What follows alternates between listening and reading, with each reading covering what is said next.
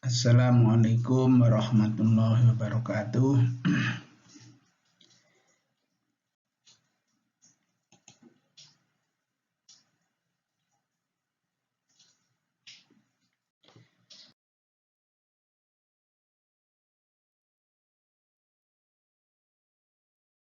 Perkuliahan kita kali ini kita akan membahas tentang terjadinya perpindahan panas secara konduksi pada medium berbentuk bola.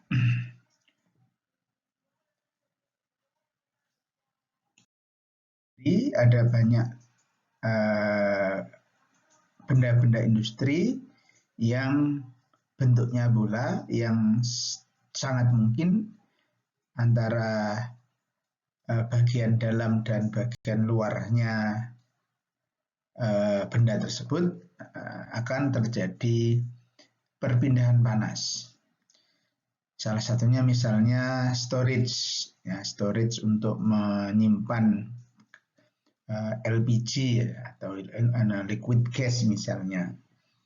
Gas-gas itu umumnya disimpan dalam tempat penyimpanan berbentuk bola. Nah, kalau di dalamnya berisi liquid gas, tentunya membutuhkan temperatur yang rendah, lebih rendah dari temperatur lingkungannya, sehingga antara yang ada di dalam storage dan di luar ada beda temperatur. Karenanya sangat mungkin akan terjadi perpindahan panas melalui dinding storage-nya. Ini contoh storage berbentuk bola, ya, spherical shape, berbentuk spheric. Ini juga ya pada prinsipnya sama sebagai storage tank. Nah, ini yang kita jumpai di sekitar kita, walaupun mungkin tidak tepat berbentuk bola, tapi bukan berbentuk silinder dan bukan berbentuk datar, ya, berbentuk spherical. Contoh adalah tabung LPG 3 kilo yang di dalamnya berisi LPG, liquid petroleum gas, yang temperaturnya rendah, sementara di luarnya temperatur lingkungan lebih tinggi, sehingga akan ada kalor yang mengalir dari luar menuju ke dalam melalui dinding tabung. Ini juga pada saat gas diekspor menggunakan kapal, maka gas-gas itu disimpan di dalam storage berbentuk bola. Nah, bagaimana ketika terjadi konduksi pada dinding yang berbentuk bola? Misalkan ada sebuah ruang, ada sebuah bola dengan jari-jari luarnya R2, jari-jari dalamnya R1, sehingga ketebalannya nanti adalah R2 dikurangi R1. Jari-jari elemen permukaan bolanya adalah R, yang misalnya saja di dalam bola temperaturnya adalah T1, ya, permukaan dalam bola temperaturnya adalah T1, dan temperatur bagian luarnya adalah T2. Maka sesuai dengan hukum Fourier, perpindahan kalor secara konduksi dirumuskan dalam bentuk Q sama dengan min Ka dt per dx. Dalam hal ini dx-nya adalah dr karena perpindahan kalornya terjadi secara radial, ya, sejajar dengan arahnya jari-jari, sehingga dx-nya menjadi dr.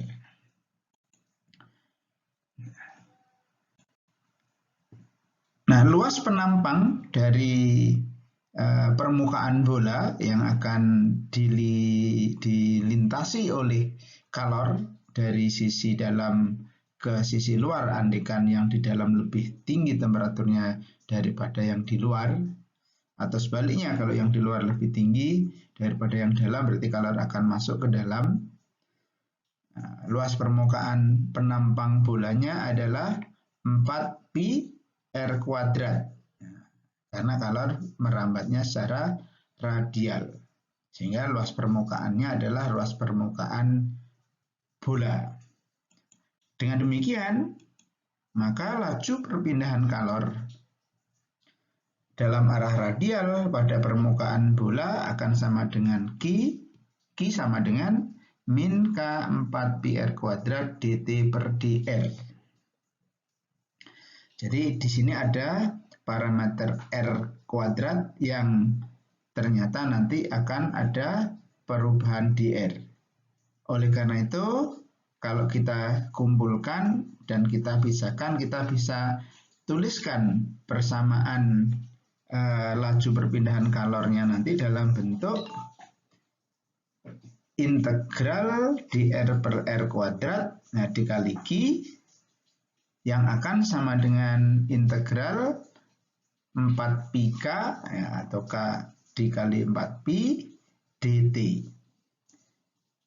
Di mana untuk jari-jari R1, pada jari-jari R1 temperaturnya tadi adalah T1, ya, di bagian permukaan dalam, dan untuk jari-jari R2 di permukaan luarnya temperaturnya adalah T2.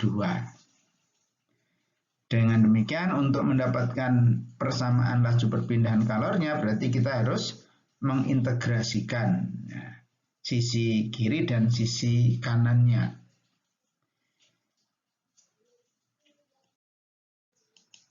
Yang kalau kita integralkan, maka akan diperoleh persamaan integral dari R pangkat min 2, karena seper R kuadrat, akan sama dengan seper R, ya, pangkatnya menjadi min 1, sehingga dikalikan dibagi min 1. Oleh karena itu, hasil integral luas kirinya menjadi min Q, dengan batas atasnya adalah R2 dan batas bawahnya adalah R1. Ya, kita masukkan menjadi min Q kali seper R2 min seper R1.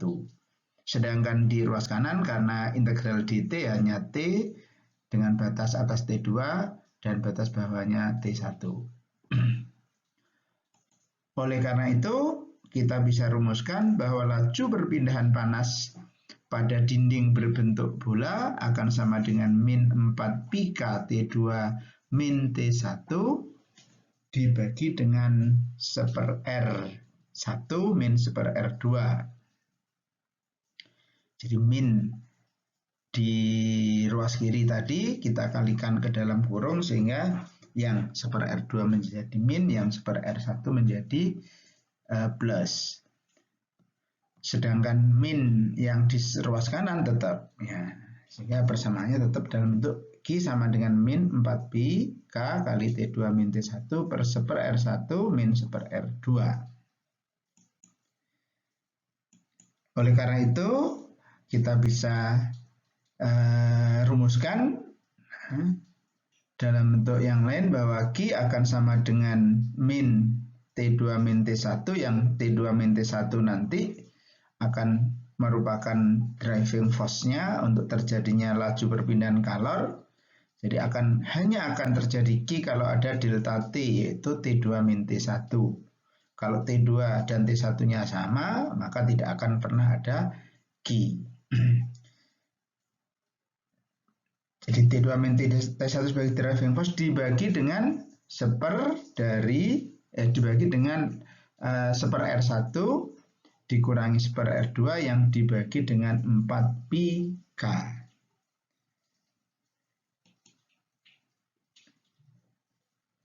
Yang dalam bentuk umum, maka bisa kita rumuskan bahwa Q akan sama dengan delta T, T1 min T2, minnya kita masukkan, dibagi dengan RS.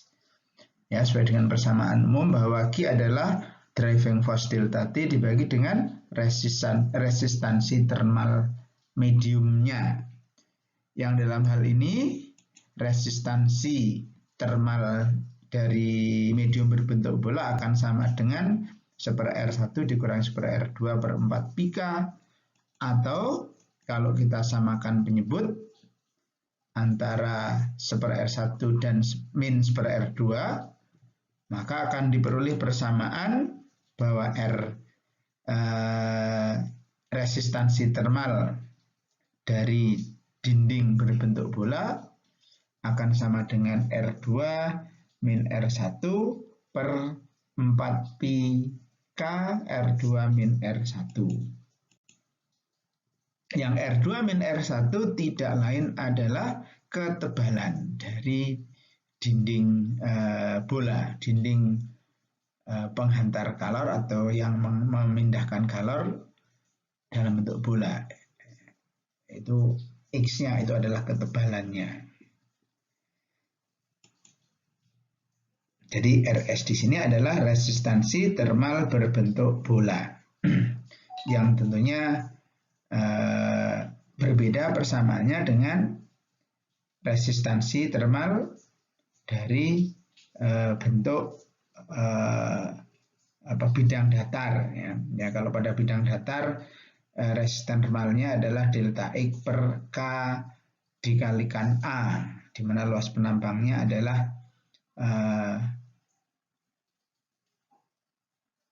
lebar kali tingginya. Dalam bentuk yang lain, maka kita juga bisa merumuskan laju perpindahan kalor akan sama dengan min 4 pi K T2 min T1 dibagi 1/R1 min 1/R2, yang mana kalau bagian penyebutnya ya, kita masukkan tadi, maka Q akan menjadi sama dengan 4 pi K R2 min R1 ya, karena kita samakan penyebut antara 1/R1 dan 1/R2.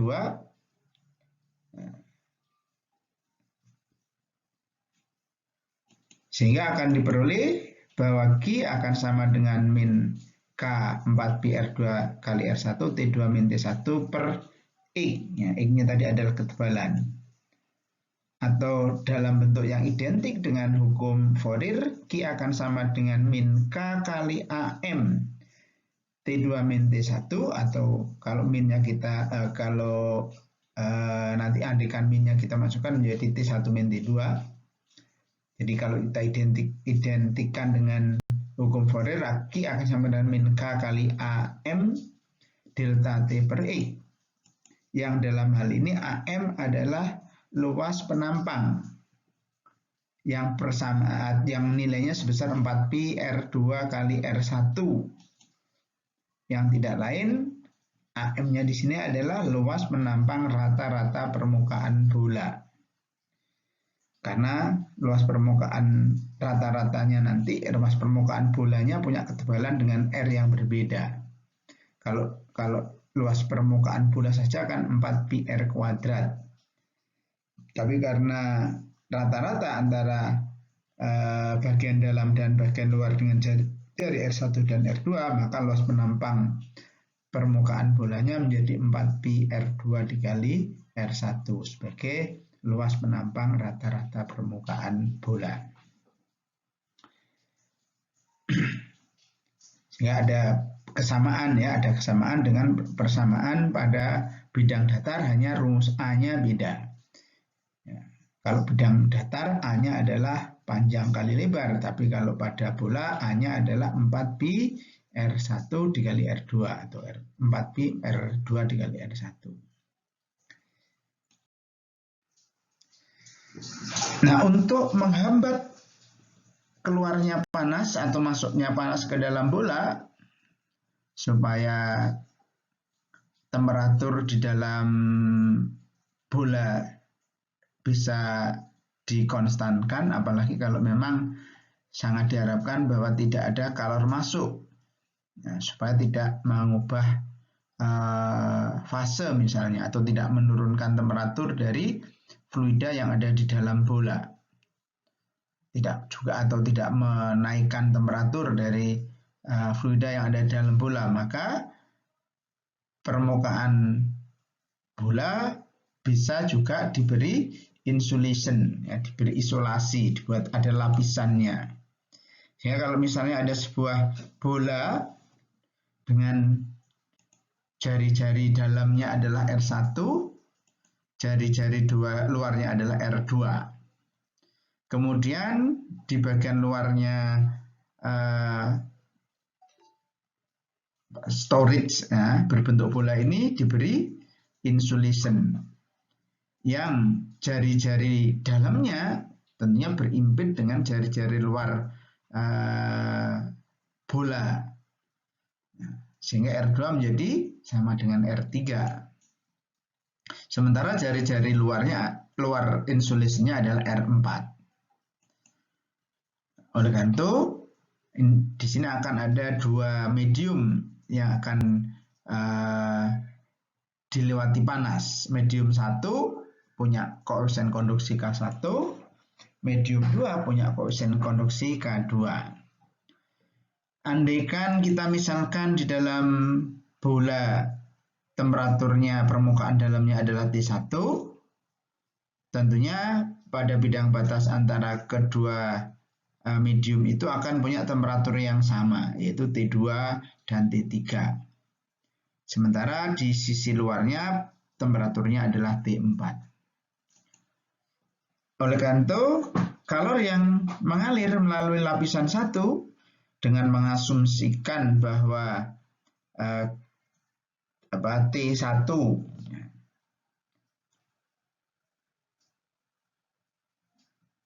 lebih tinggi daripada T2, sehingga kalor merambat dari T1 menuju ke T2.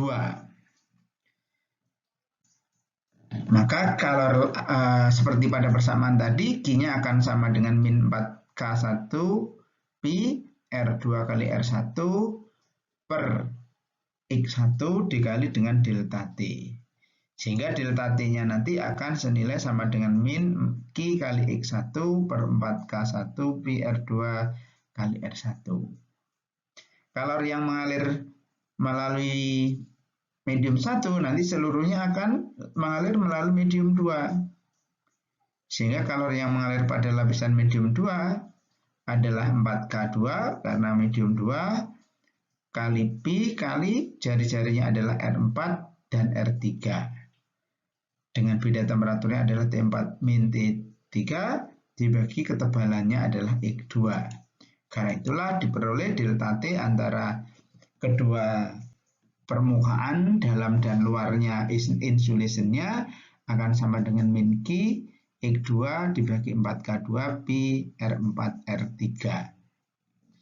Nah, yang dalam hal ini Q kalor yang mengalir nanti tentunya adalah kalor yang sama yang mengalir melalui permukaan 1 atau per medium 1 yang kemudian kalor itu juga seluruhnya akan menuju ke T4 ya, dengan kalor sebanyak Q sama dengan yang melalui medium 1.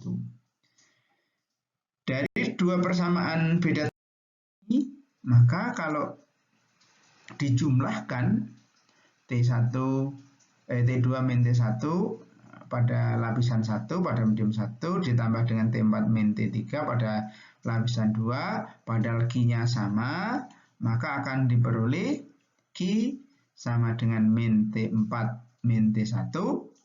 T4 adalah yang dituju oleh kalor, T1 adalah asalnya kalor. Kalor ini dari dalam menuju keluar. Dibagi dengan X1 per 4K1 pi R2 R1 ditambah dengan X2 per 4K2 pi R4 R3. Nah, di mana X1 per 4K1 pi R2 R1 adalah R1 resistansi thermal medium 1 dan X2 adalah X2 per 4K2 pi R4 R2 adalah resistansi thermal medium yang kedua. Di mana R yang sebesar X dibagi 4K pi R1 kali R2 tadi adalah resistansi termalnya bola. Karena itu laju perpindahan kalornya ini menyerupai dengan laju perpindahan kalor pada permukaan datar yang terangkai secara seri. Ya, karena memang kalor itu akan mengalir melalui medium 1 sama dengan medium yang 2. Jadi kalau laju alir kalornya sama, maka itu identik dengan rangkaian seri. Tapi kalau ada percabangannya, maka identik dengan paralel.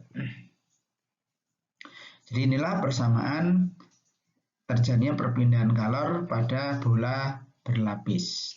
Yang pada bola berlapis, maka terjadi laju perpindahan kalor pada rangkaian resistansi termal yang terangkai secara seri. Ini contoh soal yang diambil dari buku Ginkoplis.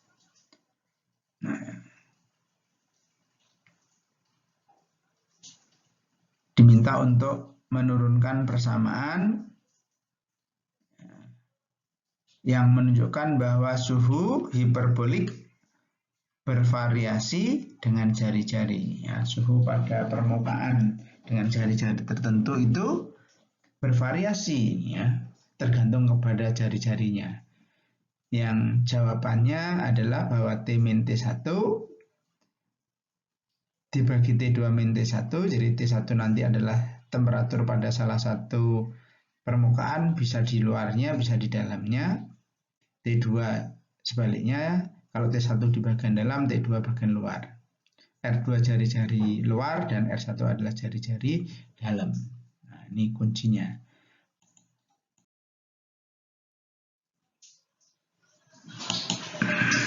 Maka dengan menggunakan persamaan laju perpindahan kalor secara konduksi pada medium berbentuk bola, di mana 4 pika kali T1 min T2 dibagi 1/R1 min 1/R2 adalah persamaan untuk laju aliran kalornya. Maka berdasarkan persamaan umum dari laju perpindahan kalor sesuai dengan hukum Fourier, maka akan diperoleh persamaan bahwa Q akan sama dengan min K dikali 4 pi R kuadrat dt per dr. Hingga kalau kemudian kita persamakan antara laju perpindahan kalor menurut persamaan umum pada bola ini dengan persamaan bahwa Q itu adalah T1 min T2 per 1 dari R1 min 1 R2 per 4 pika. Ya, kita persamakan. Jadi dt-nya nanti ini adalah bentuk umumnya. Jadi kalau dt nanti batas atasnya T2 dan T1, berarti dr-nya batas atasnya R2 dan R1. Jadi apakah T1 min T2, nah, nanti akan bergantung kepada arah aliran kalornya.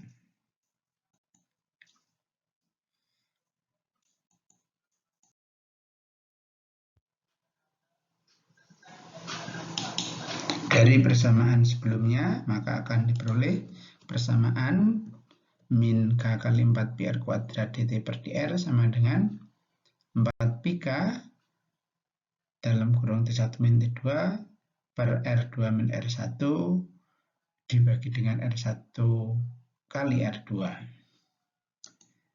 Karena itu 4 pika bisa kita hilangkan, sisanya adalah min R kuadrat dt per dr sama dengan R1 kali R2 dalam kurung T1 min T2 per R2 min R1. Yang kalau dikalikan silang, kita kumpulkan berdasarkan besarannya, maka akan diperoleh persamaan min T dt per T1 min T2, kita kumpulkan T dengan T, sama dengan R1 kali R2 dr per R2 min R1 kali R kuadrat. Nah, dikumpulkan berdasarkan parameter jari-jarinya. Karena itu untuk bisa mengetahui persamaan hasilnya, maka kita harus mengintegralkan ruas kiri dan ruas kanan.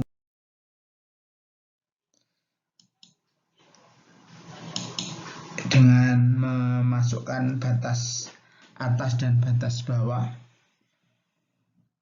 dengan mengasumsikan untuk setiap R punya temperatur T, kalau R1 temperaturnya T1, dengan R2 ya temperaturnya adalah T2.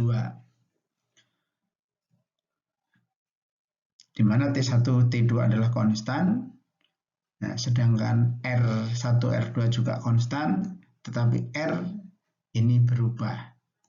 Yang kalau diintegralkan akan diperoleh persamaan integral dt adalah T dengan masukkan batas atas T dikurangi batas bawahnya T1 per T2 min T1. Kalau sebelumnya T1 min T2, maka kalau dikalikan dengan min menjadi T2 min T1. Akan sama dengan R1 kali R2 dibagi dengan R2 min R1, hasil integral dari 1 per R2 adalah min 1 per R. Kalau kita masukkan sesuai dengan batas atas bawahnya adalah 1 per R min 1 per R1. Tapi karena dikali min, maka bisa dibalik menjadi 1 per R1 dikurangi 1 per R. Sehingga kalau kita samakan penyebut dari 1 per R1 min 1 per R, diperoleh R min R1 dibagi dengan R kali R1. Sehingga R1-nya hilang, sisanya menjadi tinggal R2 per R2 min R1 dikali dengan R per R1 dan R1 per R, ya, dikurangi R1 per R. Demikianlah penyelesaiannya. Ini contoh soal yang nanti akan menjadi tugasnya.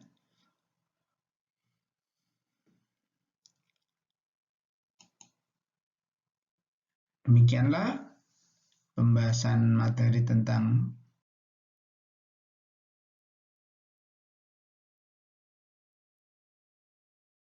secara konduksi melalui permukaan padat, ya, dari bentuk bola. Untuk itu, agar bisa memahami dengan betul, pelajarilah sebaik-baiknya. Kalau ada kesulitan, silahkan bertanya. Untuk YouTube-nya bisa subscribe. Assalamualaikum warahmatullahi wabarakatuh.